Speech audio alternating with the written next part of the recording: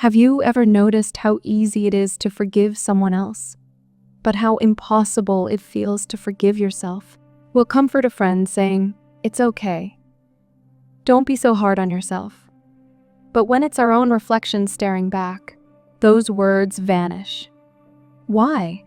Why are we so quick to embrace others, yet so cruel to our own souls? This question isn't just some poetic thought, it's the starting point of one of the most powerful truths ever spoken about the human heart. And the truth is this: you cannot heal anyone. You cannot even truly love anyone until you've learned to accept the parts of yourself you've spent a lifetime rejecting. Think of a doctor.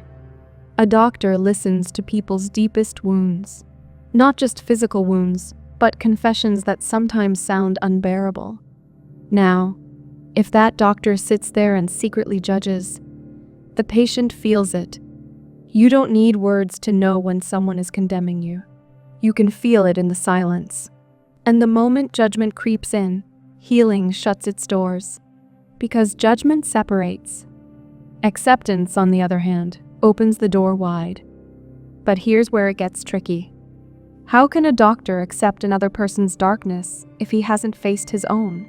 How can you hold someone's pain without flinching if you've never touched your own scars? That's why self-acceptance is not some self-help slogan. It's the foundation of healing. Without it, everything else crumbles. Let's pause for a second. Think about your own life. How many times have you buried a part of yourself because you thought it was too shameful? Too ugly, too unacceptable? Maybe it was a memory. Maybe it was an urge. Maybe it was a side of you that you swore no one would ever see. We lock these things away like unwanted prisoners. But the truth? Those prisoners don't disappear. They just rattle their chains louder in the dark. And here's the paradox. The very thing you're running from might be the key to your healing. The enemy you keep fighting inside might actually be the brother you need to reconcile with. Strange, isn't it? But that's life. Life loves its paradoxes. Now let's flip the lens. We're taught that being virtuous means helping others. Feed the hungry. Forgive the offender. Love your enemy. Beautiful, right? But what if the beggar, the offender, the enemy was not outside but inside you? What if the one starving is your own soul? The one offending is your own thoughts? The one you hate most is the reflection in the mirror? Suddenly, all those noble virtues turn upside down. We rage at ourselves. We condemn ourselves. We say, "How could you?" to our own hearts. And then we wonder why peace never arrives. It's because we've denied the very person who needed our kindness the most ourselves. And maybe, just maybe, that's how God tests us. Not by sending us enemies out there, but by showing up in the form of our own weakness. What if the divine came to you wearing the face of the part of yourself you hate most? Would you still recognize him? Or would you slam the door shut, pretending you never saw him? This is why healing is not just a medical act. It's a sacred act. It's a spiritual act. Healing is about reconciliation. It's about ending the civil war inside. Because every single one of us carries that war. Guilt on one side, shame on the other. Ego battling humility. Light fighting shadow. And as long as that war rages, you cannot know peace. But here's the surprising truth. It fuels it. Every time you condemn yourself, you are not healing, you are tightening the chains. The only way to dissolve the war is through acceptance. And not the kind of acceptance that shrugs and says, whatever. No. I mean the kind of acceptance that looks straight into the mirror, into the darkest eyes staring back, and says, yes, this too is me, and I will not exile you anymore. That, my friend, is where the miracle begins. Now let's talk about something that has been given the worst reputation of all, ego. From every corner of the world, we've heard the same sermon: ego is bad. Ego is dangerous. Ego is the enemy. But is that the whole truth? Or is it possible that ego itself is not the villain, but a messenger trying to tell us something? Think of ego like fire. In the right place, fire keeps you warm, cooks your food, and protects you. But when it spreads uncontrolled, it can burn everything to the ground. The same is true of ego. Yes, ego can isolate you. It can push people away. It can make you feel cut off from the world. But in that isolation, something important happens.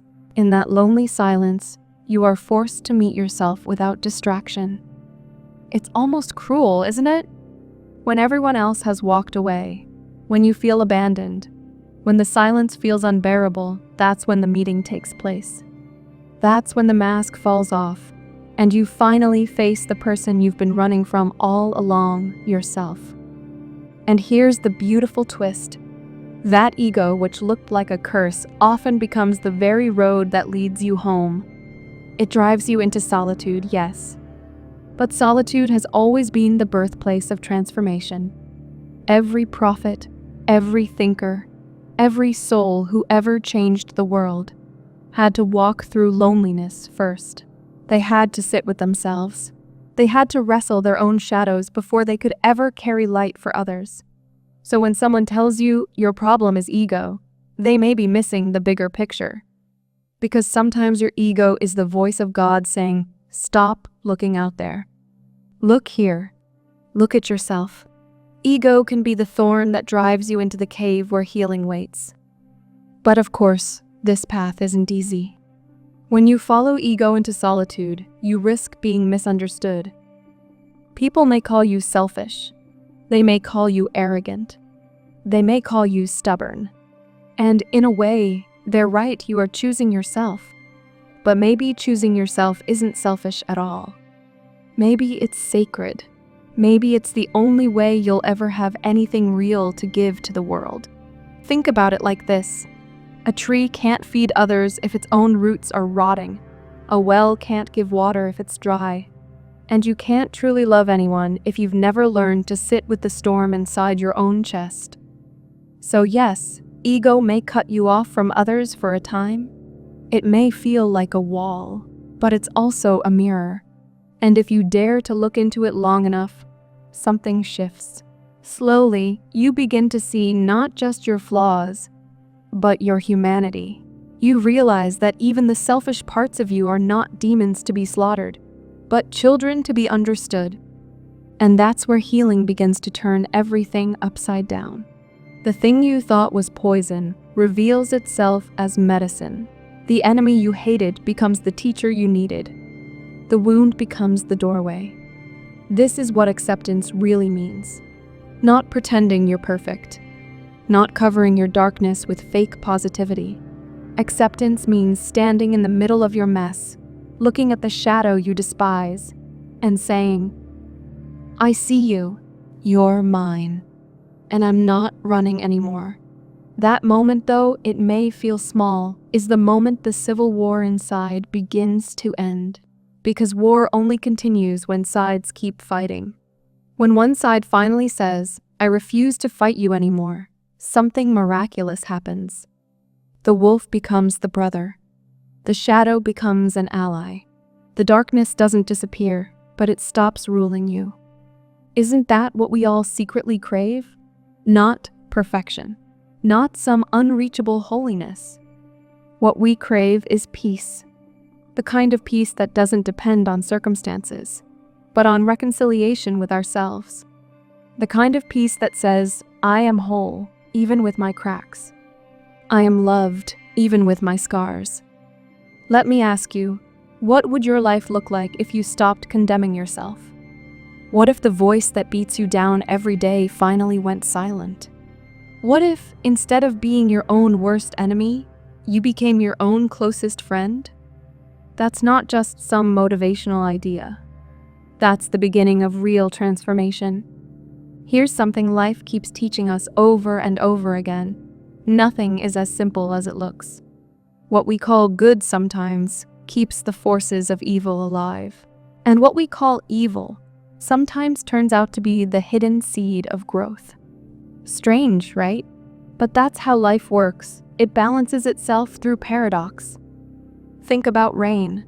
On one hand, it ruins your plans, floods the roads, and soaks your clothes. On the other, it feeds the earth, fills the rivers, and gives life. Is rain good or bad? Neither. It's both. It's life itself. The same is true of us. Our good and bad sides aren't enemies.